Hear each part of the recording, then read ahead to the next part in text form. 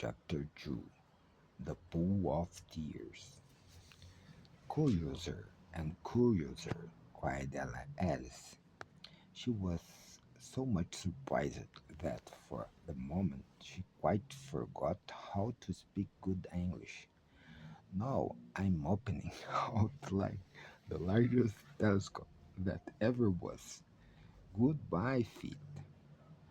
For when she looked down at her feet, they seemed to be almost out of sight. They were getting so far off. Oh, my poor little feet. I wonder who will put on your shoes and stockings for you now, dears. I'm sure I shan't be able. I shall be a great deal too far off to trouble myself about you. You must manage the best way you can, but I must be kind to them, thought Alice. Or perhaps they won't walk the way I want to go. Let me see. I'll give them a new pair of boots every Christmas.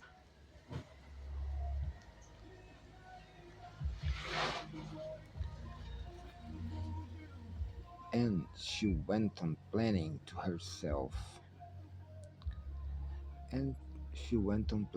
herself how she would manage it, and she went on planning to herself how she would manage it. They must go by the carrier, she thought, and how funny it will seem sending presents to one's own feet, and how funny it will seem sending presents to one's own feet, and how odd the direction will look. Alice's right foot asked hearth rug near the fender. With Alice's love. Oh dear, what nonsense I'm talking. Just then her he had struck against the roof of the hall. In fact, she was now more than 9 feet high, and she at once took up the little golden key and hurried off through the garden door. Poor Alice! It was as it was as much as she could do, lying down on one side to look through into the garden with one eye. But to get through was more hopeless than ever. She sat down and began to cry again. You walk to be ashamed of yourself. You walk to be ashamed of yourself, said Alice. A great growl like you. She might well say this. To go on crying in this way. Stop this moment, I tell you.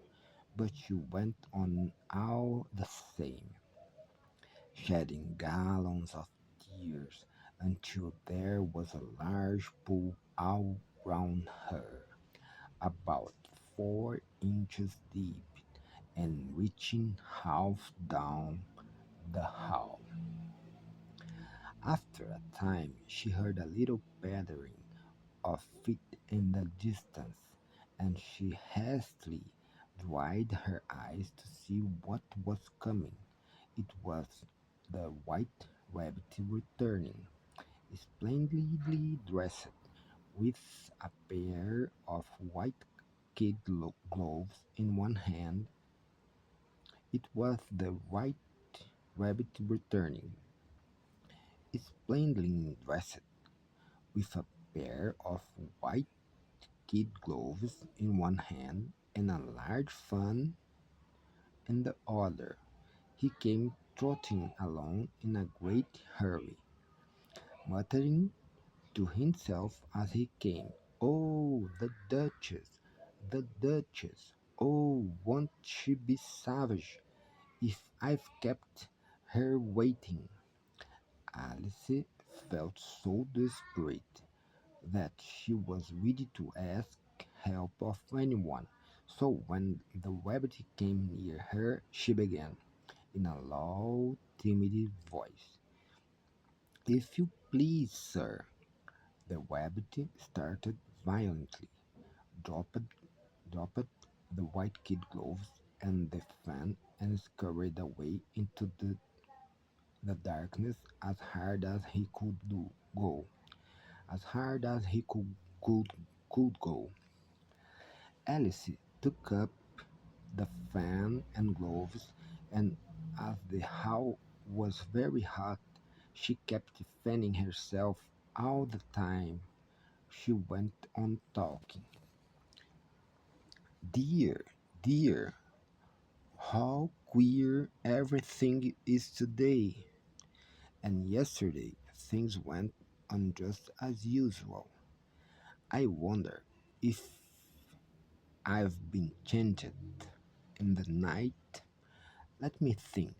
Was I the same when I got up this morning?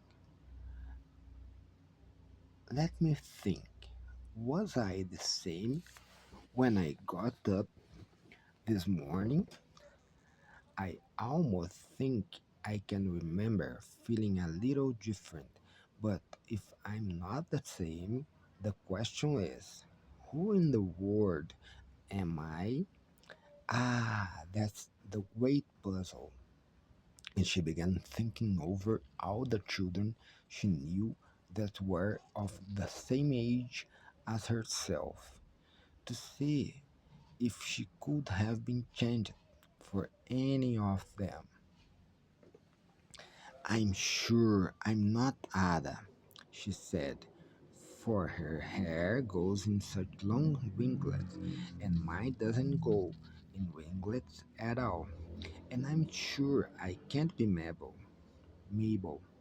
for I know all sort of things, and she knows such a very little. Besides, she's she, and I am I, and oh dear, how puzzling it all is. I'll, I'll try if I know all the things I used to know. Let me see. 4 times 5 is 12. Let me see. 4 times 5 is 12. And 4 times 6 is 13. And 4 times 7 is, oh dear, I shall never get to 20 at that rate. However, the multiplication table doesn't signify. Let's try geography. London is the capital of Paris, and Paris is the capital of Rome, and Rome. No, that's all wrong. I'm certain. I must have been changed for Mabel. I'll try and say, how doth the little, and she crossed her hands on her lap as if she were saying lessons and began to repeat it. But her voice sounded hoarse and strange, and the words did not come the same as they used to. How doth the little crocodile improve his shining tail, and pour the waters of the Nile on every golden scale? How cheerfully she seems to grin, how neatly spread his claws, and welcome little fishes, and with gently smiling jaws. "I'm sure those are not the right words," said poor Alice, and her eyes filled with tears again as she went on. "I must be Mabel after all, and I shall have to go and live in that poky little house, and have next to no toys to play with, and oh, ever so many lessons to learn. No, I've made up my mind about it. If I'm Mabel, I'll stay down here. It will be no one, they putting their heads down and saying, "Come up again, dear." I shall only look up and say, "Who am I then?" Tell me that first, and then, if I like being that person, I will come up. If not, I will stay down here till I'm somebody else. But oh dear, cried Alice, with a sudden burst of tears. I do wish they would put their heads down. I'm so very tired of being all alone here. All alone here. I'm so very tired of being all alone here. As she said this, she looked down at her hands and was surprised to see that she had put on one of the rabbit's little white kid gloves while she was talking. How can I have done that? She thought. I must be growing small again. She got up and went to the table to measure herself by it, and found that, as nearly as she could guess, she was now about 2 feet high.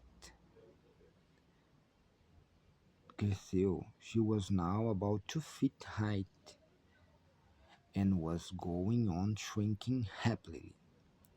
She soon found out that the cause of this was the fan she was holding, and she dropped it hastily, just in time to avoid shrinking away altogether. Together, to avoid shrinking away altogether. That was a narrow escape, said Alice, a good deal frightened at this sudden change, but very glad to find herself still in existence. And now for the garden, and she ran with all speed back to the little door. But alas, the little door was shut again, and the little golden key was lying on the glass table as before, and things are worse than ever, thought the poor child, for I never was so small as this before, never. For I never was so small as this before, never, and I declare it's too bad that it is.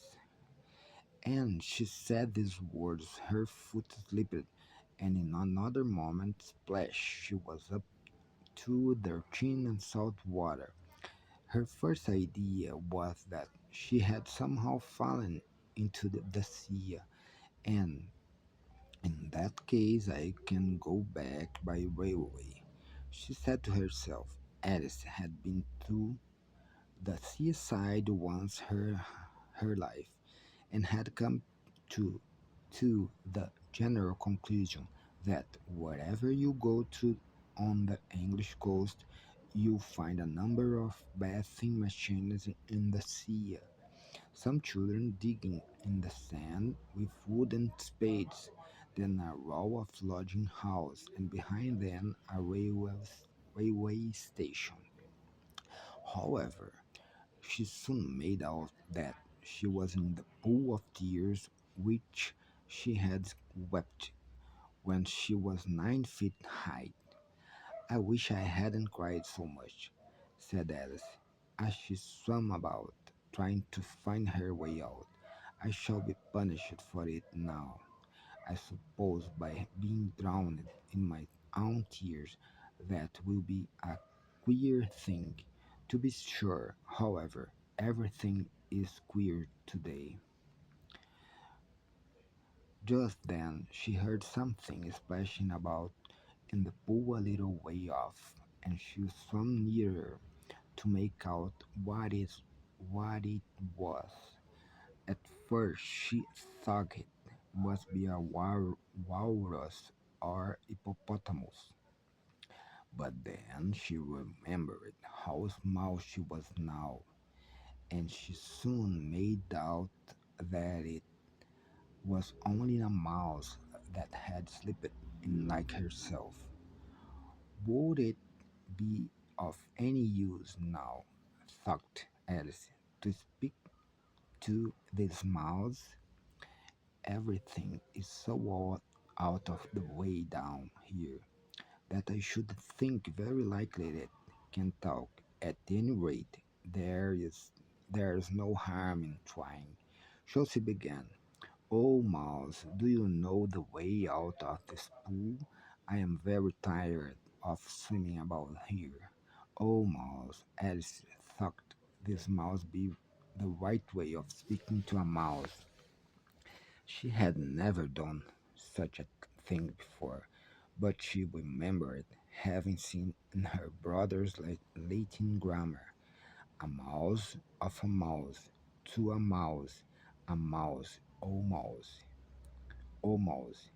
The mouse, Latin grammar, a mouse of a mouse, to a mouse, oh mouse.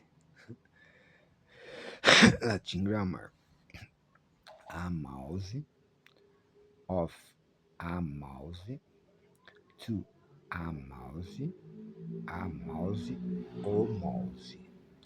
The mouse looked at her rather inquisitively and seemed to her to wink with one of its little. Perhaps it doesn't understand English, thought Alice. I dare say it's a French mouse come over with William the Conqueror. For with all her knowledge of history, Alice had no very clear notion how long ago anything what happened. So she began again. Old est ma chatte, which was the first sentence in her French lesson book. Old est ma chatte. The mouse gave a sudden leap out of the water and seemed to quiver all over with fright.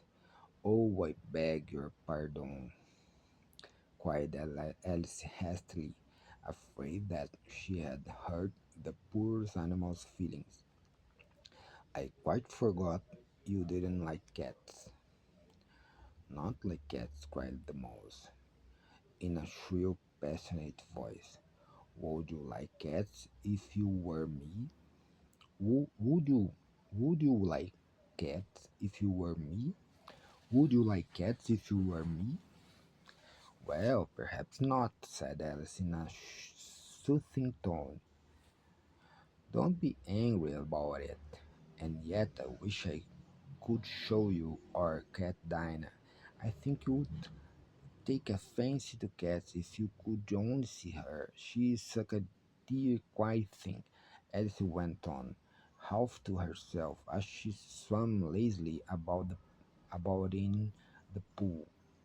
And she sits purring so nicely by the fire, licking her paws and washing her face, and she's such a nice soft thing to nurse, and she's such a capital one for catching mice. Oh, I beg your pardon, cried Alice again, for this time the mouse was visibly all over, and she felt certain it must be really offended. We won't talk about her any more if you'd rather not. We indeed, cried the mouse, who was trembling down to the end of his tail, as if I would talk on such a subject. Our family always hated cats. Nasty, low, vulgar things. Don't let me hear the name again. I won't indeed, said Alice, in a great hurry to change the subject of conversation. Are you are you fond of of dogs? The mouse did not answer, so Alice went on eagerly. There is such a nice little dog near our house. Our house. I should like to show you. A little bright-eyed terrier, you know, with all such long curly brown hair, and it will fetch things when you throw them. and it will sit up and beg for its dinner and all sort of things. I can remember half of them, and it belongs to a farmer, and he says it's so useful. It's worth £100. She said it kills all the rats, and oh dear, cried Alice in a sorrowful tone. I'm afraid of offending it again, for the mouse was swimming away from her as hard as it could go, and making quite a commotion in the pool as it went. So she called softly after it, Mouse dear, do come back again, and we won't talk about cats or dogs either, if you don't like them. When the mouse heard this, it turned round and swam slowly back to her. Its face was quite pale with passion, as she thought, and it said in a low, trembling voice, Let us get to the shore, and then I will tell you my history, and you understand why I hate cats and dogs.